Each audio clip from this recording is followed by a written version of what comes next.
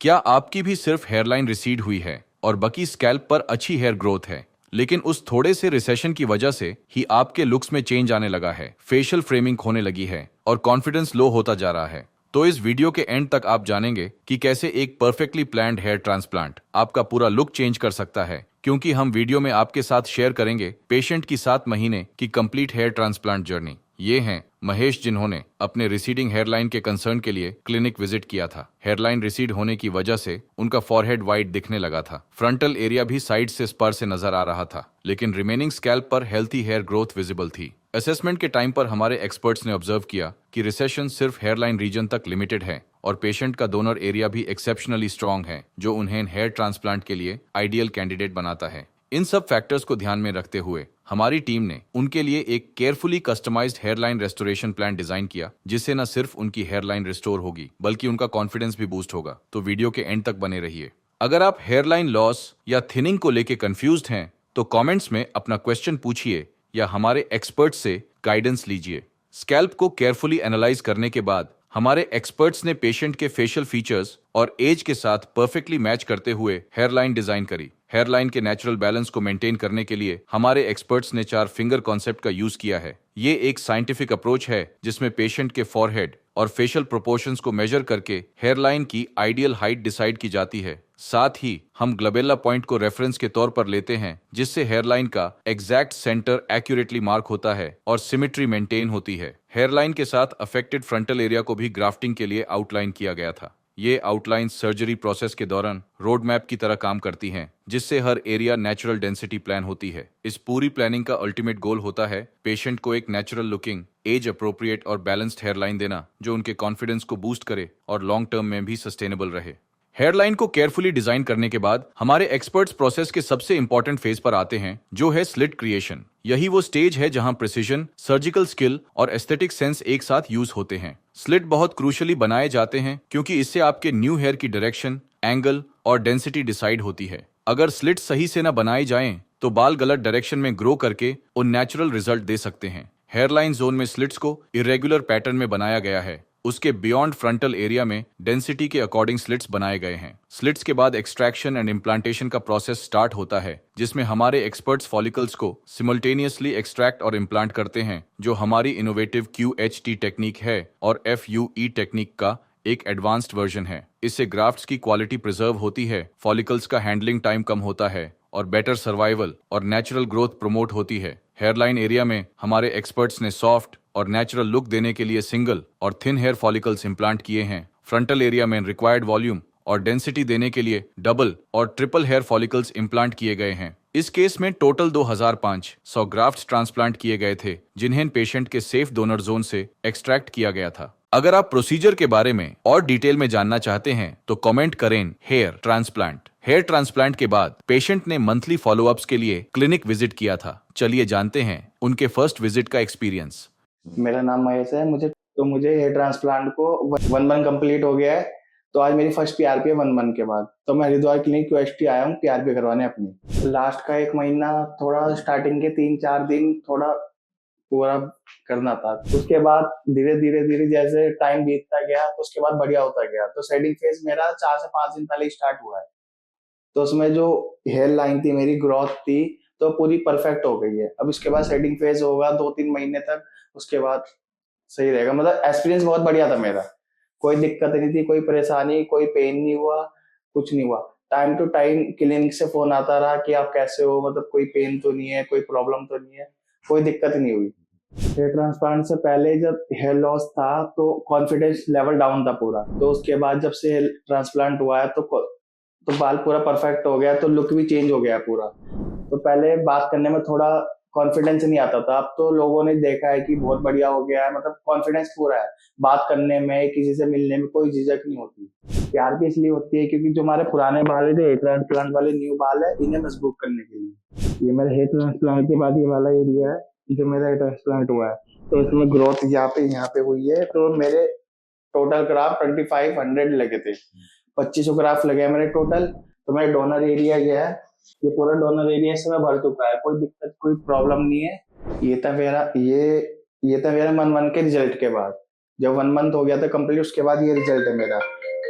उसके बाद जो पीआरपी जैसे नेक्स्ट नेक्स्ट पीआरपी होती रहेगी तो उसके बाद अच्छा अच्छा रिजल्ट होता रहेगा, तो मैं आपको वीडियो दिखाता रहूंगा अपनी। 1 मंथ फॉलोअप पर पेशेंट की रिकवरी एग्जैक्टली वैसे ही थी जैसे एक प्रोफेशनली प्लान्ड हेयर ट्रांसप्लांट के बाद एक्सपेक्टेड होती है। ट्रांसप्लांटेड एरिया में मिनिमल शेडिंग विजिबल थी, जो हेयर ट्रांसप्लांट के बाद का कंप्लीटली नॉर्मल और टेम्पररी फेज होता है, जिसमें हेयर शाफ्ट्स शेड होते हैं और रूट्स स्कैल्प के अंदर सेफ रहती हैं ताकि हेल्थी ग्रोथ साइकिल शुरू हो सके। इस पीरियड में पेशेंट के रिमेनिंग नेचुरल हेयर्स अपने रेगुलर पेस पर ग्रो कर रहे थे, जिससे स्कैल्प ओवरऑल हेल्थी और यूनिफॉर्म दिख रहा था। 1 मंथ मार्क पर पेशेंट ने अपनी first PRP platelet rich plasma therapy भी ली। पीआरपी थेरेपी में पेशेंट के खुद के ब्लड से प्लेटलेट रिच प्लाज्मा एक्सट्रैक्ट करके स्कैल्प में इंजेक्ट किया जाता है। इससे स्कैल्प को इंटेंस नरिशमेंट मिलता है, फॉलिकल्स स्टिमुलेट होते हैं और ब्लड सर्कुलेशन इंप्रूव होती है, जो फ्यूचर हेयर ग्रोथ को एक्सेलरेट करने में हेल्प करता है। डोनर एरिया की कंडीशन इस विजिट पर रीअश्योरिंग थी, क्योंकि इस टाइम पीरियड में डोनर एरिया कंप्लीटली हील हो चुका था। वहां कोई स्कारिंग, रेडनेस या विजिबल इरिटेशन नहीं थी और पेशेंट कंफर्टेबली अपने डेली एक्टिविटीज रिज्यूम कर चुका था। इसके बाद पेशेंट ने नेक्स्ट फॉलोअप के लिए विजिट किया था। चलिए जानते हैं उनका नेक्स्ट विजिट का एक्सपीरियंस। मैंने 2 महीने पहले अपना क्यूएसटी क्लिनिक से हेयर ट्रांसप्लांट करवाया था, तो आज मेरी सेकंड पीआरपी है। तो मुझे 2 मंथ्स हो गए हैं, तो मेरी सेकंड पीआरपी है। एक पीआरपी मैंने 1 महीने पहले करवाई थी, तो अभी मेरी सेकंड पीआरपी है यहाँ पे।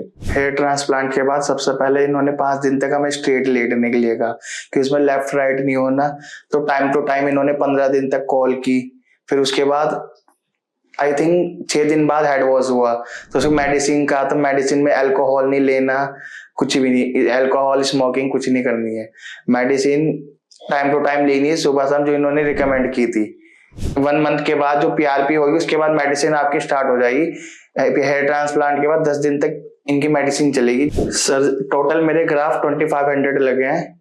सर्जरी मेरी आई थिंक सुबह 8 बजे से लेकर 2 बजे तक चली थी, तो उसमें बिल्कुल भी टाइम का पता नहीं चला। टाइम टू टाइम जैसे सर्जरी खत्म होने के बाद जैसे वीकनेस आ जाती है, तो इन्होंने जैसे खाना ला के दिया, तो उसमें कोई दिक्कत नहीं है। सर्जरी शुरू होते ही जब खत्म हो गई उसके बाद पता ही नहीं चला कब खत्म हो गई। तो स्टाफ का बिहेवियर बहुत अच्छा था, उन्होंने कोई तकलीफ नहीं आने दी, टाइम टू टाइम पूछते रहे कोई प्रॉब्लम तो नहीं है। इंजेक्ट कर रहे थे तो उससे पहले पूछ रहे थे सर आपको इंजेक्ट कर रहे हैं, कर सकते हैं या नहीं, तो उसमें कोई प्रॉब्लम नहीं। स्टाफ का बिहेवियर बहुत अच्छा था। हेयर ट्रांसप्लांट करवाने से पहले मेरा कॉन्फिडेंस थोड़ा लो था। जब हेयर ट्रांसप्लांट हुआ उसके बाद जब ग्रोथ हुई बालों की, तो उसके बाद कॉन्फिडेंस पूरा अप हो गया। तो उसमें बिल्कुल कॉन्फिडेंट बात करने में, अपने आप को मिरर में देखने में कोई प्रॉब्लम नहीं थी। तो उसमें थोड़ा कॉन्फिडेंस हो जाता है ना लोगों से बात करने में कि बिल्कुल ही वो नहीं है। इस समय मेरा सेटिंग फेज चल रहा था, थोड़ी बहुत ग्रोथ है, तो 5-6 महीने होने के बाद, तो उसके बाद जब पूरी प्रॉपर ग्रोथ होगी तो उसके बाद एक्साइटेड बहुत हूं मैं, तो 5-6 महीने के बाद अपना रिजल्ट देखने के लिए। तो उसमें बिल्कुल जब ग्रोथ पूरी हो जाएगी तो उसमें एक्साइटमेंट बहुत होगी। फाइनली मेरा 2 महीने के बाद रिजल्ट मेरा ये था। तो जैसे जैसे मेरी नेक्स्ट पीआरपी आती रहेगी तो मैं आपको रिजल्ट दिखाता रहूंगा। तो उसके बाद तो मिलते हैं अपने थर्ड पीआरपी सेशन में। ओके। सेकेंड विजिट पर पेशेंट के ट्रांसप्लांटेड एरिया में मैक्सिमम शेडिंग विजिबल थी। इस फेज में ज्यादातर इम्प्लांटेड हेयर शाफ्ट्स शेड हो चुके थे। यह एक प्रोटेक्टिव मैकेनिज्म है जिसमें फॉलिकल्स स्किन के अंदर रेस्ट करते हैं और न्यू हेयर ग्रोथ के लिए प्रिपेयर हो रहे होते हैं। इस फेज पर बहुत से पेशेंट्स को लगता है कि उनका हेयर ट्रांसप्लांट फेल हो गया है, क्योंकि इस समय पर स्कैल्प विजुअली स्पर्स नजर आता है, लेकिन असल में यह हेल्दी रीग्रोथ साइकिल का ही पार्ट है। और हमारी टीम प्री सर्जरी काउंसलिंग में पेशेंट को इस फेज के बारे में समझाती है, क्योंकि शेडिंग फेज 3 to 4 मंथ्स में जाके एंड होता है। इस स्टेज पर नोटिसेबल बात यह थी कि पेशेंट के एग्जिस्टिंग नेचुरल हेयर्स अब थिक और मैच्योर नजर आ रहे थे। इस विजिट पर पेशेंट ने अपनी सेकंड पीआरपी थेरेपी भी कंप्लीट की। पीआरपी में high concentration growth factors follicles के आसपास माइक्रो एनवायरनमेंट को एक्टिवेट करते हैं। पेशेंट्स के लिए ये वेट एंड वॉच का फेज है, जहां पेशेंस सबसे इंपॉर्टेंट होता है। इसके बाद पेशेंट ने नेक्स्ट फॉलोअप के लिए विजिट किया था। चलिए जानते हैं उनका नेक्स्ट विजिट का एक्सपीरियंस। तो मेरा कुछ सालों से 3-4 सालों से हेयर फॉल हो रहा था, तो वो अभी कुछ हाल ही में कुछ ज्यादा हेयर फॉल होना स्टार्ट हो गया था। तो मुझे पता चला कि क्यूएसटी क्लिनिक के बारे में। जब मैंने क्यूएसटी क्लिनिक से कांटेक्ट किया तो यहाँ पे आ गया, फिर मैंने डिसीजन लिया कि मेरे हेयर ट्रांसप्लांट करवाना है। तो उसके बाद मेरे टोटल ग्राफ 2500 ग्राफ लगे हैं। तो पेन तो उसमें बहुत कम है बिल्कुल भी। तो डॉक्टर का बिहेवियर और स्टाफ का बिहेवियर बहुत अच्छा है, यहाँ पे किसी चीज की कमी नहीं है। टाइम टू टाइम आपसे पूछेंगे पेन तो नहीं हो रहा। और यहाँ पे क्वेस्टी क्लिनिक में हाइजीन बहुत अच्छा है, मतलब टाइम टू टाइम सफाई है, कोई प्रॉब्लम नहीं है। Time to time doctor recommend करते हैं कि पेन तो नहीं हो रहा, आपको कोई मेडिसिन जरूरत तो नहीं है। जो हेयर ट्रांसप्लांट के बाद जो अब ट्रांसप्लांट का जो 15 दिन होते हैं उसके बाद जो स्वेलिंग आती है तो थोड़ी प्रॉब्लम होती है, तो ज्यादा उसमें कोई दिक्कत नहीं है। थोड़ी बहुत स्वेलिंग होगी, थोड़ी बहुत इचिंग होगी, तो उसमें कोई प्रॉब्लम नहीं है, वो आपको थोड़ा बहुत फेस करना पड़ेगा। मुझे हेयर ट्रांसप्लांट करवाने के बाद थोड़ी बहुत स्वेलिंग हुई थी, जो मैंने डॉक्टर को बताया था, उन्होंने कहा था कि 1 से 1.5 दिन में ठीक हो जाएगी मेडिसिन से, तो ये घबराने वाली बात नहीं है। स्वेलिंग नॉर्मली होनी है, किसी को ज्यादा हो जाती है, किसी को नॉर्मल हो जाती है, मुझे नॉर्मल हुई थी। सर्जरी के बाद क्वेस्टी टीम टाइम टू टाइम हमसे कांटेक्ट करेगी, आपको कोई प्रॉब्लम है, कोई वो तो नहीं है, दिक्कत तो नहीं है, तो time to time day by day आपसे कंफर्म वो करेगी, रिकमेंड करेगी आपको कि कोई मेडिसिन लेनी है तो आपको कैसे करना है, मतलब प्रॉपर कैसे लेटना है, कैसे सोना है, कोई बाहर जाना है या नहीं जाना है, तो प्रॉपर हो। आज मेरे ट्रांसप्लांट को पूरे 3 महीने पूरे हो चुके हैं, तो आज मेरी 3rd PRP है, तो 3 महीने के बाद मेरा रिजल्ट ये है। हेयर ट्रांसप्लांट होने से पहले मेरा कॉन्फिडेंस लेवल लो था। जब मेरा हेयर फॉल हो रहा था तो मुझे कहीं जाने में शर्म आती थी। जैसे मैं कहीं जाना हो, ट्रिप पे जा रहा हो, तो कैप पहन के ज्यादातर कैप पहनना पड़ता था। तो अब उसके बाद हेयर ट्रांसप्लांट के बाद तो मेरा ऐसा रिजल्ट है, तो उसके बाद कॉन्फिडेंस लेवल पूरा बढ़ चुका है, तो कहीं भी जाने पे शर्म नहीं आती, ना कैप पहननी ना कुछ, पूरा कॉन्फिडेंस से जहां मर्जी जाओ, अपनी बात सामने रखो। जब मैं अपने आप को मिरर के आगे देखता हूँ तो मेरा बढ़िया सेटिस्फाइड फील होता है, तो मैं कहीं भी जाता हूँ तो कैप लगाने की मुझे जरूरत नहीं पड़ती। जैसे पार्टी में हो गया, तो जैसे मैं अपने दोस्तों के साथ हो गया, पार्टी में, मीटिंग में, कुछ भी, तो उसकी क्वेस्टी के बाद हेयर ट्रांसप्लांट तो मेरी हेयर लाइन ऐसे बनी है, तो मैं पूरा सेटिस्फाई हूँ अपने क्वेस्टी ट्रांसप्लांट से। हेयर ट्रांसप्लांट करवाने के जो मैंने अपना डिसीजन लिया वो बिल्कुल सही डिसीजन लिया है, और मैंने बिल्कुल सही क्लिनिक को चूज किया है, क्वेस्टी क्लिनिक को, जो मेरा बेस्ट रिजल्ट आया अभी तक 3 महीने में। ये देखो अभी जो आने वाला, अभी कुछ टाइम है, 6 महीने बाद फिर तो और बेस्ट रिजल्ट होगा। अब मेरी जो नेक्स्ट PRP होगी तो तब तक मैं आगे का रिजल्ट आपको शेयर करूंगा, तो आप बने रहिए क्वेस्टी। 3 महीने मार्क पर महेश की जर्नी एक एक्साइटिंग फेज में एंटर कर चुकी थी, क्योंकि शेडिंग फेज ओवर हो चुका था और फॉलिकल्स सक्सेसफुली ग्रोथ फेज में ट्रांजिशन कर चुके थे। ये वह स्टेज है जहां फॉलिकल्स स्किन के अंदर से न्यू शाफ्ट्स पुश करते हैं और स्कैल्प पर ग्रोथ विजिबल होने लगती है। हेयरलाइन अब डिफाइंड शेप में नजर आ रही थी, लेकिन अभी वहां वॉल्यूम और थिकनेस कम थी, जो इस स्टेज पर नॉर्मल है, क्योंकि यह अभी अर्ली रीग्रोथ स्टेज है, जिसमें फॉलिकल्स स्टार्टिंग में फाइन और लाइट कलर्ड हेयर ग्रो करते हैं, जो आगे चलकर ग्रेजुअली थिक और पिगमेंटेड होते हैं। फ्रंटल एरिया में वॉल्यूमिनस ग्रोथ विजिबल थी, लेकिन वहां BHI साइड्स में अभी वॉल्यूम थोड़ी कम थी, जो कि इस स्टेज पर एक्सपेक्टेड है। 3 मंथ्स में ही पेशेंट की ओवरऑल अपीयरेंस चेंज हो चुकी थी, जिससे उनका सेल्फ कॉन्फिडेंस भी विजिबली इंप्रूव हुआ था। ये अभी सिर्फ अर्ली स्टेज की ग्रोथ है, जो अपकमिंग मंथ्स में एनहांस होती रहेगी। इसके बाद पेशेंट ने नेक्स्ट फॉलोअप के लिए विजिट किया था। चलिए जानते हैं उनका नेक्स्ट विजिट का एक्सपीरियंस। आज से टोटल 7 महीने पहले मेरी सर्जरी हुई क्वेस्टी क्लिनिक पे, तो मेरे टोटल ग्राफ 2500 ग्राफ लगे हैं। इसमें कोई पेन नहीं होता। यहाँ का स्टाफ बहुत अच्छा है, बिहेवियर बहुत अच्छा है। यहाँ पे कोई सर्जरी में कोई प्रॉब्लम नहीं आई, ना कोई पेन हुआ। सर्जरी करवाने के बाद जब मैं घर जाने के बाद तो मुझे 10 से 12 दिन में जो डोनर एरिया हमारा वो प्रॉपर हील हो गया था। और जो शेडिंग फेज चलता है, वो shedding phase I think 1 month के बाद स्टार्ट होता है। वो 2 से 3 महीने तक, 2 से 3 मंथ तक शेडिंग फेज आपका चलेगा। जो शेडिंग फेज 3 से 4 महीने तक चला था, उसके बाद जो बालों की ग्रोथ थी हमारी 3 से 4 महीने के बाद प्रॉपर आनी स्टार्ट हो जाती है, जो शेडिंग फेज होता है। उसके बाद हेयर ट्रांसप्लांट से पहले मेरी जो हेयर लाइन थी वो बहुत पीछे थी, देखिए यहाँ तक। ये मेरी हेयर लाइन जो थी, जो नेचुरल थी, वो पीछे हो गई थी। अब जो हेयर ट्रांसप्लांट के बाद है तो मेरा रिजल्ट ऐसा है। हेयर ट्रांसप्लांट से पहले जो मेरा कॉन्फिडेंस लेवल था वो पूरा डाउन था। जो हेयर लाइन पीछे थी उससे कहीं भी जाने में, तो मिरर में देखने में तो कॉन्फिडेंस नहीं आता था। हेयर ट्रांसप्लांट के बाद जब मेरा ग्रोथ होती गई तो बाल आते गए, तो कॉन्फिडेंस लेवल बहुत अच्छा हो गया। लोगों से बात करने में, मिरर में देखने में, अगर जैसे पार्टियों में जाने में, तो बिल्कुल कॉन्फिडेंस होता है कि किसी से भी बात कर सकते हो। पहले जब वो हेयर ट्रांसप्लांट नहीं हुआ था तो बाल कम थे, हेयर लाइन नहीं थी, तो कॉन्फिडेंस थोड़ा डाउन होता है लोगों से बात करने में। बिल्कुल ही हेयर ट्रांसप्लांट से पहले जो मेरे बाल नहीं थे, मतलब हेयर लाइन पीछे थी, तो मैं परेशान था। तो फिर मैंने उसके बाद डिसीजन लिया कि मैंने हेयर की प्रॉब्लम को सॉल्व करने का। तो उसके बाद तो मुझे सबसे अच्छा क्लिनिक मिला क्यूएसटी जब मैंने हेयर ट्रांसप्लांट करवाया तो मेरा रिजल्ट बहुत बेस्ट आया, तो ये मेरा डिसीजन सबसे बढ़िया था। तो जैसे मैं बाहर जाता हूँ तो कोई मुझे नॉन पर्सन भी मिलता है तो वो ही जज नहीं कर पाता कि मैंने हेयर ट्रांसप्लांट करवाया। तो मेरी हेयर लाइन बिल्कुल परफेक्ट बनाई है, तो कोई अननोन पर्सन जज नहीं कर पाता। जिन्हें पता है सिर्फ उन्हें पता है कि मैंने हेयर ट्रांसप्लांट किया, जो मेरे रिलेटिव्स है या मेरे साथ वाले। जो अननोन पर्सन बिल्कुल भी नहीं बता सकता कि मैंने हेयर ट्रांसप्लांट करवाया, जो क्योंकि मेरी लाइन हेयर लाइन डॉक्टर ने बिल्कुल मेरे फेस के अकॉर्डिंग नेचुरल बनाई है। आज मैं अपनी 5th PRP लेने आया हूँ क्यूएसटी क्लिनिक पे। तो जो मेरा एक्सपीरियंस था हेयर ट्रांसप्लांट के बाद, PRP करवाने के बाद, बिल्कुल बहुत बढ़िया था।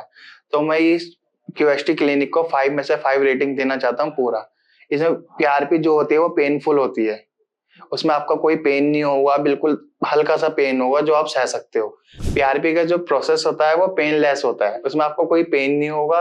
आराम से आप PRP करवाओ क्यूएसटी क्लिनिक पे। आपका जो स्टाफ है पूरा ध्यान रखेगा, टाइम टू टाइम आपसे पूछेगा जैसे PRP होगी तो आपको पेन तो नहीं हो रहा, तो आपको दिक्कत तो नहीं हो रही। जब मैं क्यूएसटी क्लिनिक आया तो सबसे पहले मेरा ब्लड सैंपल हुआ। उसके बाद जो डॉक्टर ने हेयर लाइन बनाई वो बिल्कुल 100% बनाई मेरे फेस के अकॉर्डिंग। उसके बाद जो हेयर ट्रांसप्लांट का प्रोसेस था वो पूरा 2 दिन का था। 2 दिन का प्रोसेस था, उसमें पूरा जैसे ओटीटी में जाने से पहले, ट्रांसप्लांट करवाने से पहले तो मन में डाउट रहता है कि कैसा होगा, बिहेवियर कैसा होगा, पेनफुल होगा या पेनलेस होगा, कि स्टाफ कैसा होगा, नेचर कैसा होगा, बिल्कुल।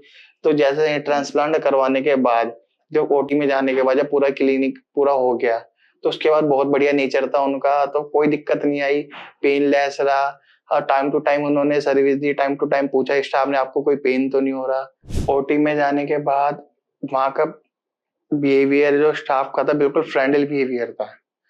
वहाँ पे जैसे टाइम टू टाइम पूछना, सर्विस बिल्कुल बढ़िया था। वहाँ का हाइजीनिक बहुत अच्छा था, तो आपको बिल्कुल भी बोरिंग नहीं लगेगा आपको वो। तो आपको टाइम पता ही नहीं चलेगा टाइम का कि आपकी कब सर्जरी स्टार्ट हुई कब खत्म हो गई। उसमें सबसे अच्छी बात है हाइजीन का, जो बिल्कुल साफ सुथरा होगा, तो कोई प्रॉब्लम नहीं होगी, कोई दिक्कत नहीं होगी। आप आइए क्यूएसटी क्लिनिक पे ट्रांसप्लांट करवाइए, बिल्कुल आपको फ्रेंडली बिहेवियर मिलेगा, यहाँ पे कोई प्रॉब्लम नहीं होगी। ये बिल्कुल घर जैसा माहौल होता है ना, जैसे टाइम टू टाइम आपको पूछा जाएगा पानी से कुछ खाने के लिए, बिल्कुल हाइजीनिक रहेगा घर की तरह। जो भी लोग हेयर फॉल को फेस कर रहे हैं तो वो क्यूएसटी क्लिनिक आ सकते हैं अपने हेयर फॉल की प्रॉब्लम को लेके। तो मेरी हेयर फॉल से पहले की प्रॉब्लम थी जो आपको दिखाई थी। अब आप देखिए मेरे जो हेयर ट्रांसप्लांट के बाद मेरे हेयर फॉल का प्रॉब्लम थी वो सॉल्व हो चुकी है।